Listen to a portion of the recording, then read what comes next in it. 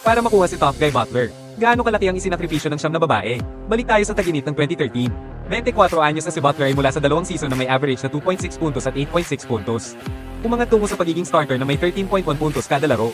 May interes din ng team na i-renew ang kontrata niya, sa kasagsagan ng kanyang kumpiyansa. Nakilala ni Butler sa isang party ang mga awit na si Miley Cyrus. Madalas siyang hominy ni Miley sa laro ng basketball. Kahit mukhang matapang si Butler, isa pa siyang baguhan sa mundo ng pag-ibig. Kaya agad siyang nadomina ni Miley.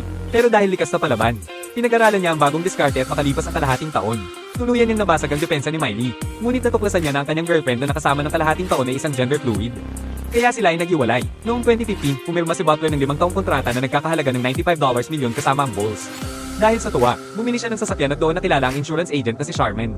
Naging mabilisan ang kanilang relasyon dahil nahumaling si Butler sa artista ng sumikat na palabas sa Pretty Little Liars, si Shay Mitchell. Nahuli pa silang magkasama sa unang date. At bagamat nahihiya pa noon si Butler, naghiwalay din sila matapos ang 6 na buwan dahil sa personality clash.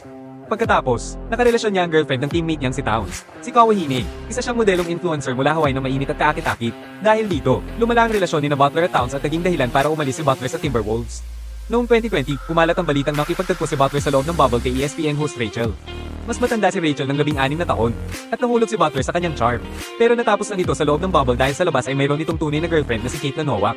Isang Polish model. Mayroon silang anak na sanggol noon at kasunod pang 2 anak. Ngunit ilang linggo matapos ipanganak ang kanilang anak, nagpadane test at hiningi ni Kate ng child support, na nagpatuloy ng hiwalayan nila. Buwan-buwan.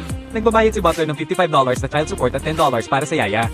Habang nasa proseso ng kaso, nakipag-date pa siya kay Selena Gomez at nakaugnay din kay Latin pop queen Shakira. Ngayong taon, muling nadawit ang pangalan niya sa isang chismis nang pumunta sila ni Chinese poker beauty na si Sister Owen sa Las Vegas gamit ang private jet.